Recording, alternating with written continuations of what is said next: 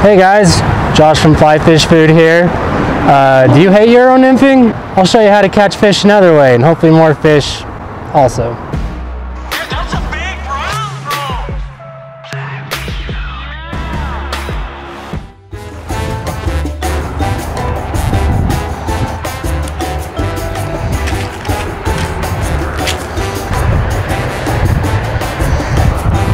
Alright guys, today we're going to fish with the famous bounce rig.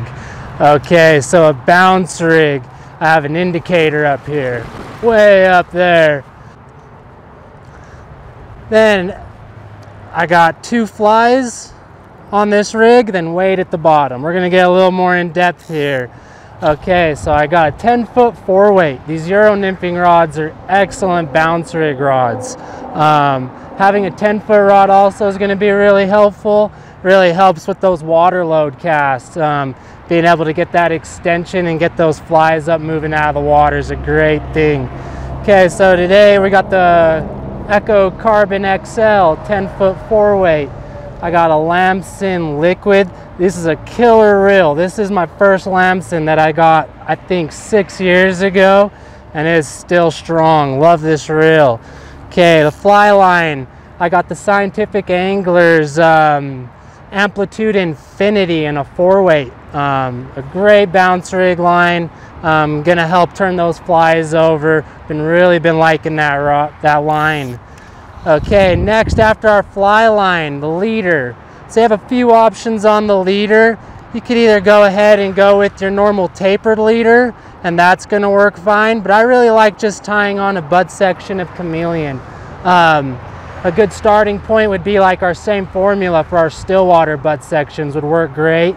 So like, you know, a little 20-pound maxima, a little 15-pound maxima to a tippet ring, and after that tippet ring we're just going straight tippet to get those flies down. So yeah, that's about all there is to a bounce rig. The big thing is just managing your weight, making sure you have the right amount of weight on there, just to get those flies in the fish's view, slow down that drift as well. A bounce rig is a great rig for making it easy just to slow down your drifts and make sure you're getting down to the bottom of the river where those fish are at. So yeah, we'll start getting into some casting. I'll show you how I like to cast the bounce rig, and we'll see if we could pick up some fish, huh? So the bounce rig is not a pretty rig. You're not going to be doing some great falls casting with this rig. Unless you like undoing knots, then have at it, cast away, please. But yeah, having so much weight on there, that weight at the bottom, it's just not a great casting rig. So what I like to do here is just a water haul. I let all my flies and that indicator and my desired length of line just go ahead and float on downstream. Get tight in that current. Make sure you have tension on that line, you know, you keep your line pinched off here on the cork. Then to cast this, I'm going to think about where I want to cast. You know, I'm thinking most of these fish are going to be right on this weed edge here. So, you know, make your decision, shoot your shot, sort of deal. Okay, to cast, the one thing that's going to be really helpful when casting this rig is making sure you get a lot of extension coming up and seeing that indicator up off the water down there, making sure those weights are off the bottom of the river. So once you get nice extension with that rod, think about where you're aiming, and just a nice easy cast down. Okay. And a bounce rig, I think the bounce rig got its name from the fact that you're seeing that indicator bouncing along the river because those weights are ticking the bottom. And that's how you're going to know you're plenty deep and you're in a good position to catch fish. So if you're not bouncing, if that indicator's not bouncing along, add another split shot. Okay, I got a lot of moss today, guys. Okay, so let this line downstream. And very important, remember, lift that rod up high, get those weights up out of the water, cast right down in there. Okay, this 10-foot rod really helps me, you know, keep a lot of fly line off the water. Lots of good mending, which is going to be important in any sort of fishing. Okay, nothing there. Rod up nice and high. Good cast. Now we're watching that indicator bounce along. I'm trying to keep as much line off the water as possible. And any little bump to that indicator, any little movement, I'm going to set that hook. Okay, so I got a couple BB size split shot on here, hoping that'll do the trick to get it down. So I got it in that run, and right here I want to mend upstream. I see that fly line kind of traveling a little bit faster than that indicator, so I'm doing an upstream mend here. And a bounce rig is good because you could fish a really long drift, super long. So I let that drift out as long as possible, do the mends needed to make sure I'm getting the longest drift possible. Go ahead and get that back there in that run. Notice how I'm holding that line pretty high up off the water. We want a dead drift just like anything else. Nobody home.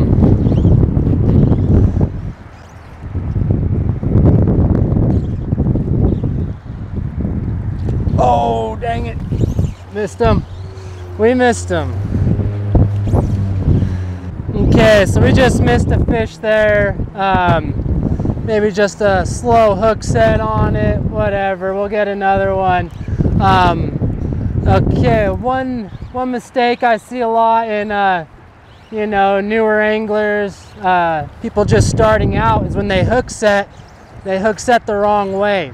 So a fish is always going to be looking upstream, waiting for food to be delivered to them. So when we set the hook on any of these fish, you always want to set that hook downstream. So say that indicator goes under, always give that a hook set downstream. Otherwise, we're just pulling hooks out of the fish's mouth, and that's not what we're trying to do. Okay. This wind's making it a little tough to cast. We'll get it. Okay, we're back there in a good position. Got that rod tip up high. Notice how I'm managing line with this left hand here. That's gonna help me when I get to eat. I can have a tight line and be able to get those hooks sunk into the fish's mouth.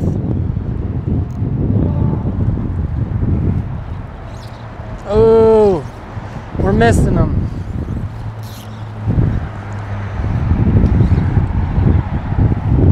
All right, rod high, managing line.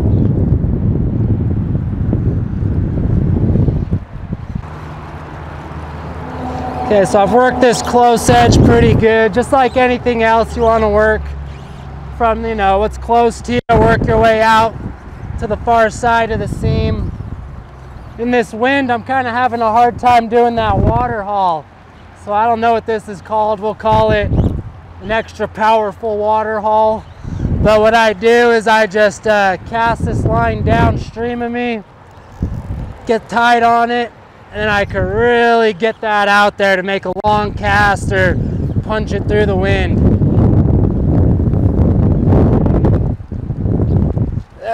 Oh.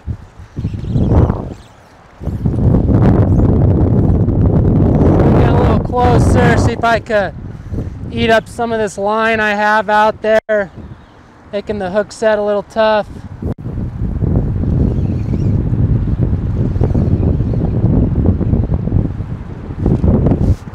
Okay, there he is, we got him. Yeah, I think just getting a little closer once I found those fish was helpful. It's still fishing. If you have 50 feet of line out, you're not going to be able to get a good hook set on them. So yeah, just getting a little closer where I didn't have to have as much line out really helped there. We got them in the extra big basket. Yeah, just a nice fun little fish. Even unhooked himself. All right, dude, thank you. All right, so I'm just gonna work a little closer to this run. I got a few eats here on the edge, but nothing crazy. Started working that middle of that seam. had a few good eats and landed one fish, so we'll keep putting a few more casts through there. Oh!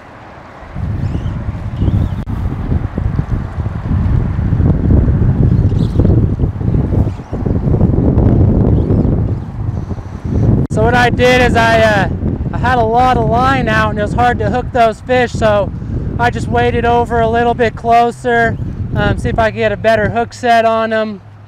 We'll see how that does.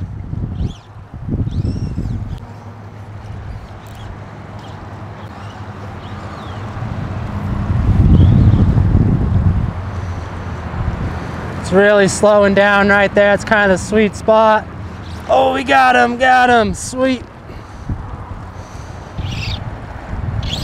Yeah, I saw that indicator just slow down a little bit, and felt really confident in that one, and sure enough, there he was. Feels like a better fish, might be a little rainbow. Okay, come over here, pal. Ooh, nice rainbow.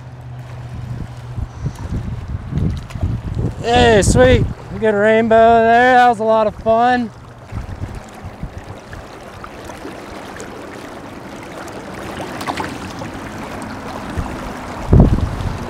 Nice. Okay, so we got 2 decent fish out of this run. A couple little adjustments I had to do. I was fishing dead center in that run, so that water's a little swifter. Had to add an extra weight on there.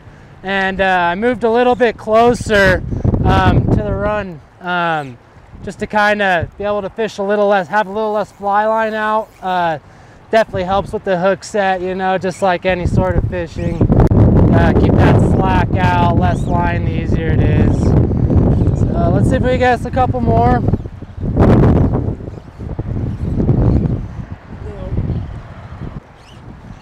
We'll start taking a few casts in here close on the inside, see if anybody's home. Yeah, somebody was home. Very cool. Glad I casted there. Holy cow. He's in the net. Nice little brownie. Ate a little PMD. They've been kind of eating both the PMDs and the caddis. So, yeah, fish 2 flies. If you're Ty Callister, you could fish 3. We call them a 3-fly tie. Get you back in the water.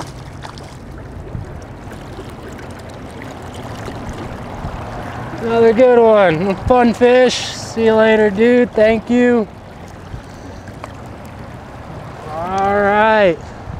So we've been here for about 20 minutes or so. Picked up 3 fish. Not a bad little outing, I'd say.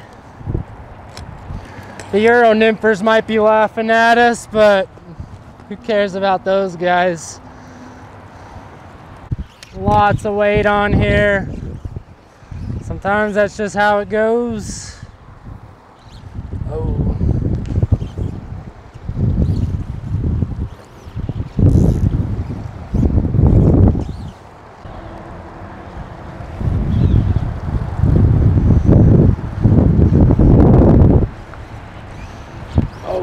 Oh, there we go. I was a little late on that hook set, but we still got him. Very cool, another fish. Little side pressure, as Lance Egan would say. He's crazy about side pressure. Alright, another little Provo River brownie, not bad. Ate the PMD again. Can't complain. Alright, that was a lot of fun. Sweet. Alright, cool. So you can see it's an easy way to catch fish, you know. Sometimes in some conditions it's helpful to fish a bounce rig. If you have any questions, come into the shop, talk to any of us, except Lance. He knows nothing about bounce rigs. But yeah, come on in. We could show you how to do it. Give us a call, and then all these items will be in the link in the description if you want to purchase them and, you know, get your bounce rig on.